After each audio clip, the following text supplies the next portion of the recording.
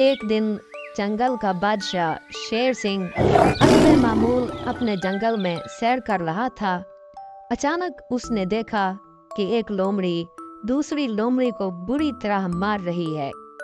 बचाओ, ये लोमड़ी मुझे मार डालेगी, जख्मी लोमड़ी चीखी। शेर सिंह ने धड़ते हुए कहा, छोड़ो इसे। जैसे ही लोमड़ी ने शेर सिंह को देखा, वो फौरन डर के मारे भाग गई। मेरा पैर, जख्मी लोमड़ी कराहते हुए बोली। फिक्र मत करो लोमड़ी, मैं तुम्हारा इलाज कराऊंगा, शेर सिंह ने कहा और करीब जाकर उसके जख्मों पर जड़ी बूटियों का लेप लगा दिया। मैंने तुमसे कितनी बार कहा है कि दूसरे इलाके में मत जाया करो। देखो कितना बड़ा जख्म लग गया है, शेर सिंह ने सख्ती से कहा। महाराज, मैं अपने भाई को ढूंढने गई थी, लेकिन अचानक दूसरी लोमड़ी ने मुझ पर हमला कर दिया। अगर मैं वक्त पर ना आता तो वो लोमड़ी तुम्हें मार देती। हाँ महाराज, आप बिल्कुल सही फरमा रहे हैं। अब याद रखो, आज के बाद मेरी इजाजत के बगैर तुम जंगल से बाहर नहीं जाओगी, शेर सिंह ने कहा।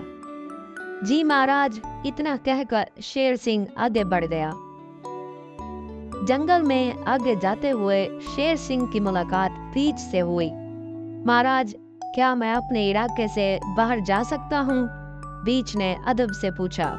नहीं, इस वक्त बाहर जाना खतरे से खाली नहीं है, शेर सिंह ने जवाब दिया। मगर महाराज, मेरे चचा के बेटे की तबीयत बहुत खराब है, मुझे उससे मिलने जाना है। अच्छा, अगर ऐसा है तो मैं तुम्हें वहां छोड़ आता हूँ।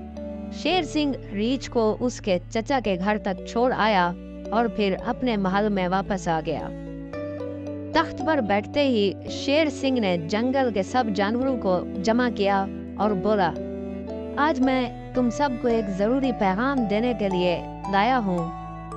कहिए महाराज, हम सुन रहे हैं, जानवरों ने कहा। गुज़श्ता कई दिनों से जंगल के बाहर खतरनाक दरिंदे घूम रहे हैं जो हमारे मासूम जानवरों को अपना शिकार बना रहे हैं। अरे बाप रे, जानवर खौफजदा हो गए।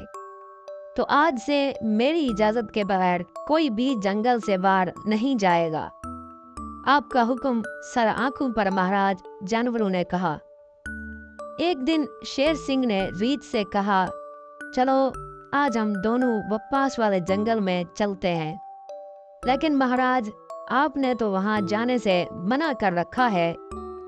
हाँ, मगर मैं तुम्हारे साथ हूँ, इसलिए डरने की जरूरत नहीं है। ये बात एक हिरनी ने सुन ली। वो हैरान रह गई। हम सबको बाहर जाने से रोका जा रहा है, मगर खुद बादशाह बाहर जा रहे हैं। शेर सिंह और रीछ चले गए, मगर शाम को सिर्फ शेरवा सिंह वापस आया। महाराज, आप अकेले क्यों वापस आए? रीछ कहाँ है? हिरनी ने पूछा। वो अपने रिश्तेदार के यहाँ रुक गया है। हिरनी को अजीब लगा, मगर शेर सिंह पर शक करने का कोई सवाल ही नहीं था। अगले दिन शेर सिंह ने हिरनी से कहा, मैं रीछ को लेने जा रहा हूँ, क्या तुम मेरे साथ चलोगी? जी जरूर महाराज, हिरनी खुशी खुशी तैयार हो गई। चलो ज़ेब्रा को भी साथ ले लेते हैं। जी महाराज। ये कहकर शेर सिंह, हिरनी और ज़ेब्रा जंगल से बाहर चले गए। शाम को शेर सिंह अकेला वापस आया। ये देखकर बकरी घबरा गई। जिम्मी, तेरी बहन भी शेर सिंह के साथ गई थी ना, मगर वो वापस क्यों नहीं आई? चलो महाराज से पूछते हैं। दोनों शेर सिंह के पास गए। महाराज, मेरी बहन कहाँ है? वो आपके साथ ही गई थी ना? क्या वो वापस नहीं आई? मैंने तो उसे कब का भेज दिया था, शेर सिंह ने जवाब दिया। मगर वो अब तक नहीं आई महाराज। हो सकता है कि वो किसी काम में रुक गई हो, शेर ने जवाब दिया। मगर महाराज, मुझे बहुत फिक्र हो रही है। फिक्र मत करो, मैं उन्हें ढूंढ कर वापस लाऊंगा।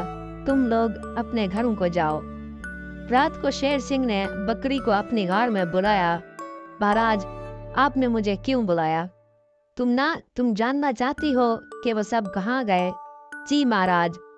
वो सब एक बहुत बड़े खजाने के मालिक बन गए हैं। खजाना। बकरी हैरान रह गई। हाँ, अगर तुम भी खजाना चाहती हो तो चलो मेरे साथ। बकरी लालच में आकर शेर सिंह के साथ चली गई, लेकिन अगली सुबह शेर सिंह अकेला वापस आया। जंगल में रोज एक दो जानवर गायब हो रहे थे, मगर किसी को कुछ समझ नहीं आ रहा था कि वो कहाँ जा रहे हैं। एक दिन लोमड़ी और बकरे ने देखा कि शेर सिंह दो जानवरों को लेकर जंगल के बाहर जा रहा है। उन्होंने सोचा, चलो इनका पीछा करते हैं। दोनों ने पीछा किया और देखा कि शेर सिंह शिकारियों के पास जाकर जानवरों को पिंजरे में कैद करवा रहा है। ये क्या मतलब, शेर सिंह ही जंगल के जानवरों को शिकारियों के हवाले कर रहा है। लोमड़ी और बकरा फौरन जंगल वापस आए और सबको बता दिया। ये कैसे हो सकता है, महाराज तो हमारे मुहाफिज हैं। सब हैरान रह गए। नहीं, जो जंगल में है वो हमारा महाराज नहीं, वो उसका हम शक्ल है। रात को सब ने शिकारियों के इलाके पर हमला किया और असल शेर सिंह को पिंजरे से आजाद कर दिया। ये सब मेरे हम शक्ल की चाल थी। उसने मेरी जगह लेकर जंगल पर हुकूमत की और जानवरों को बेचता रहा। जंगल वालों ने नकली शेर को पकड़कर उसी पिंजरे में कैद कर दिया। अब तू ही सर्कस में काम करेगा, लोमड़ी ने कहा। असल शेर सिंह ने जंगल वापस आकर इंसाफ किया और लोमड़ी और चीता को जंगल का वजीर बना दिया गया और फिर सब खुशी खुशी रहने लगे।